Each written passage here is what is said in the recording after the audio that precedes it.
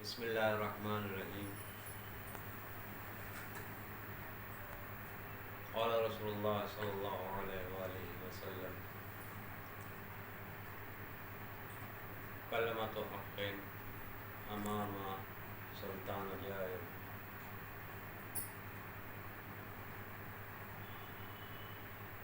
رسول اسلام صلی اللہ علیہ وسلم ارشاد فرماتے ہیں، کلمہ حق کو کسی ظالم اور جابر بادشاہ کے سامنے بیان کرنا، اپنی بات کو پہنچانا،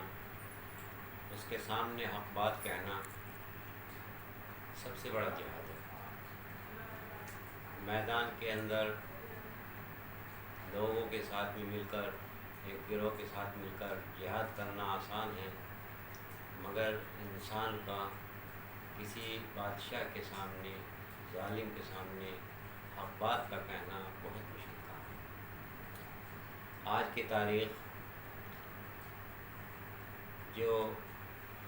امام خمینی رحمۃ اللہ علیہ کی وفات کی تاریخ اور ان کی آج تقریباً 31ویں برسی ہے، چونکہ امام خمینی رحمۃ اللہ علیہ وہ قائد انقلاب اور وہ بانی انقلاب کہ جنہوں نے اپنی زندگی میں اس حکومت کے سامنے جو ہزاروں سال سے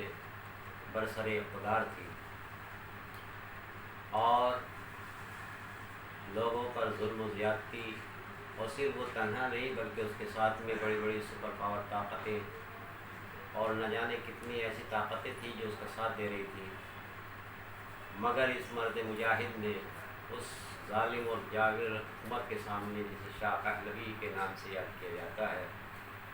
جو شہنشاہیت کا ایک پوری ڈھال تھی اور حق بات سننے کو تیار نہیں تھی، اور اپنے ظلم کے ذریعے عوام پر جو ہے وہ روزانہ اتیاچار کرتی تھی اور لوگوں کو جو ہے وہ ظلم کے شکنجے میں، کسی بھی مظلوم کی فریاد رسی اس تک نہیں پہنچتی تھی، جو اس کے خلاف آواز اٹھاتا تھا اس کو تحت کر دیا جاتا تھا۔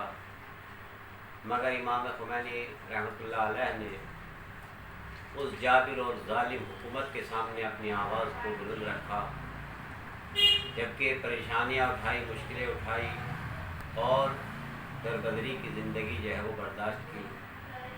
جب شاہ پہلوی نے آپ کو جو ہے ایران سے دربدر کر دیا اور آپ کو ایران سے نکال دیا، تو آپ عراق پہنچے اور عراق میں جانے کے بعد میں اپنے مشن کو وہیں سے شروع کیا، اور وہاں پر ان کو جو ہے اور بھی ساتھی ملے، جس میں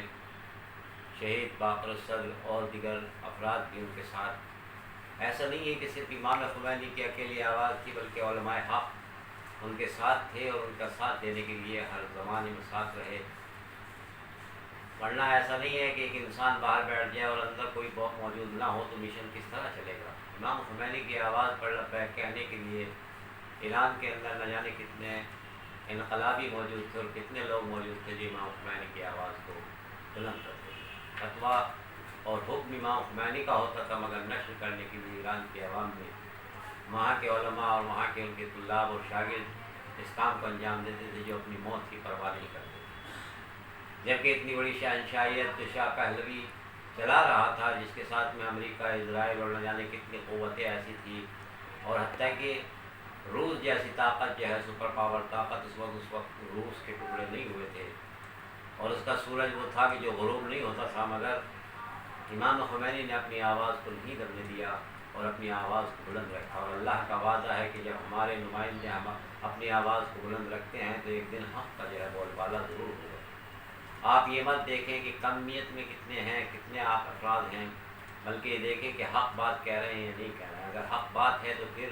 یہ کہنے سے مت ڈریے کہ ہم تھوڑے ہیں۔ یہ امام خمینی نے اپنی زندگی میں ثابت کیا،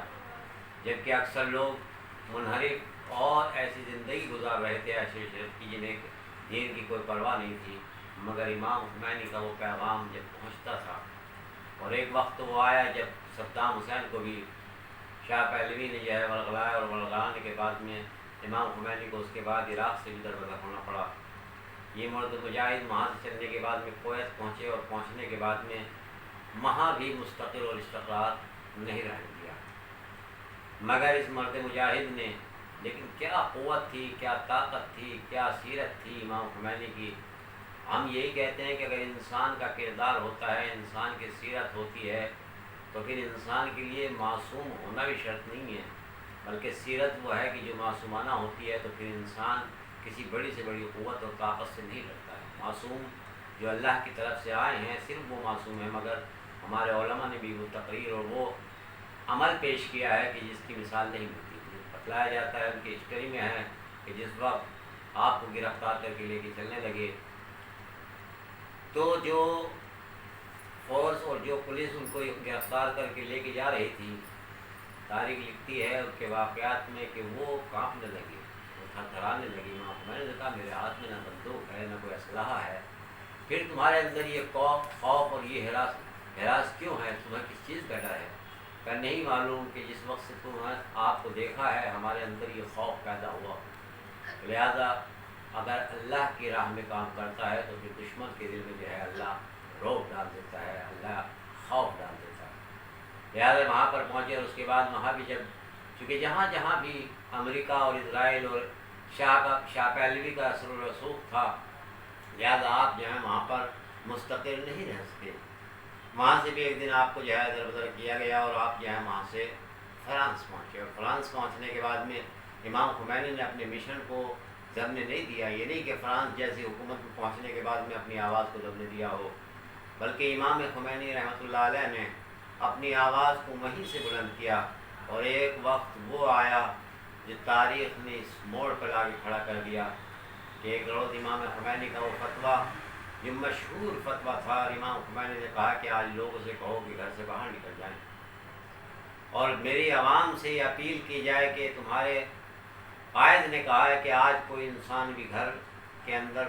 موجود نہ رہے، بچہ ہو، چھوٹا ہو، عورت ہو، مرد ہو، بوڑھا ہو، ضعیف ہو، بیمار ہو، جس طریقے جس حالت میں بھی ہے سب کے سب باہر آئیں اور ایک نعرہ بلند کریں اور نعرہ لگائیں شاہ پہلوی حکومت کے خلاف۔ لہٰذا یہ جب پیغام پہنچا ہے ایران کے اندر اور یہ نشر کیا گیا ہے، اور ادھر گورنمنٹ کو جو اطلاع ملی کہ امام خمینی کا یہ فرمان جاری ہو چکا ہے اور امام خمینی نے فرمایا ہے فرانس سے، تو لہٰذا ایک کھلبلی مچ گئی، اور حکومت نے جو ہے اپنی تمام فورسز کو جو الاٹ کر دیا ہو ملک کے اندر، اور یہ حکم جاری کیا کہ جو بھی آج گھر سے باہر نکلے اس کو جو ہے گولی مار دی جائے۔ کوئی انسان بھی، کوئی بچہ ہو، بوڑھا ہو، جوان ہو، عورت ہو، مرد ہو، کوئی بھی باہر نکلے اس کو جو ہے زندہ نہ چھوڑا جائے۔ جو بھی گھر سے اندر رہے وہ محفوظ رہے گا، جو روڈ پہ آئے گا، جو سڑک پہ آئے گا، جو باہر آئے گا اس کو گولی مار دی جائے۔ امام خمینی کا ادھر یہ فرمان کہ آپ کوئی گھر کے باہر نہ نکلے، ادھر گورنمنٹ کا یہ فرمان کہ جو گھر سے باہر نکلے اس کو جو ہے گولی مار دی جائے۔ اب ایسے وقت میں عوام کیا کرے؟ کچھ خوف، کچھ ہراس پیدا ہوا ان لوگوں کے دل میں بھی جو وہاں پر کام کر رہے تھے کہ یہ کیسا ماحول آ گیا ہے، اگر ہم امام خمینی کی بات کو نہ مانیں تو مشکل ہے، اور اگر منوائیں تو عوام جو ہے وہ نیتی جو ہے وہ شہید ہو جائے گی، وہ جو ہے رائے خدا میں قتل ہو جائے گی۔ لہٰذا پھر اس عوام جب نہیں رہے گی تو پھر حکومت کس پہ ہوگی؟ جب عوام ہی نہیں رہے گی، ادھر امام خمینی سے جو ہے اتصال کیا گیا، ان سے جو ہے کانٹیکٹ کیا گیا، یا امام آپ جو ہیں آپ فرانس میں بیٹھے ہیں، ایران کے حالات سے آپ واقف نہیں ہیں، جیسے ہم نے آپ کا یہ حکم عوام کے درمیان میں پھیلایا ہے اور اس آپ کے حکم کو ہم نے عوام کے درمیان میں نشر کیا ہے، تو تمام کے تمام عوام تو تیار ہے، مگر کیا کیا جائے؟ آج حکومت کا یہ فرمان آ چکا ہے کہ جو گھر سے باہر نکلے اس کو جو ہے گولی مار دی جائے۔ امام خمینی نے کہا نہیں، عوام سے کہو کہ میری گزارش ہے کہ وہ آج عوام باہر نکلے، آج بالکل خوف محسوس نہ کرے، آج ڈر محسوس نہ کرے، بس یہ آج آخری بات ہوگی ہماری، اس کے بعد میں کبھی نہیں کہوں گا۔ لہٰذا امام خمینی کا یہ فرمان جاری کیا گیا، لیکن پھر بھی نمائندے جو تھے وہاں پر اندر وہ خوف میں ہیں کہ کس طریقے سے۔ ایک مرتبہ انہوں نے کہا کہ امام خمینی سے فرمایا کہ دیکھو آپ فرانس کے اندر بیٹھے ہوئے ہیں، یہاں کے حالات سے آپ واقف نہیں ہیں، اگر ہم اس فرمان کو جاری کرنے کے بعد عوام کو باہر لے آتے ہیں تو نہایت عوام جو ہے وہ قتل ہو جائے گی۔